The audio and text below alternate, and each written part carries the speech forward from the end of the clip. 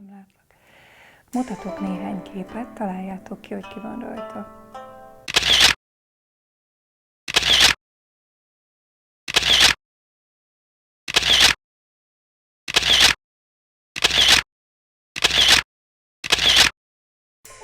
Nem tudtátok kitalálni? Nos, én sem, mert nem könnyű. Ez a lány ugyanis eredeti nevén Bea Thunberg. És nem más, mint a globális klímaaktivista Greta Thunberg húga. A két lány, bár nincsenek rosszba egymással, erősen rivalizál.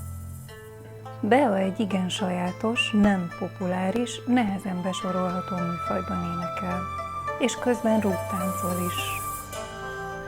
Míg Greta erősen alulszexualizált, addig, mint ahogy a képen is látszik, Beata erősen felülszexualizált. Gyakran lép fel például drag show-ban. Művész neve Mona Lisa, amelyből a Mona a nagymamája neve, a Lisa pedig a déd nagymamája neve.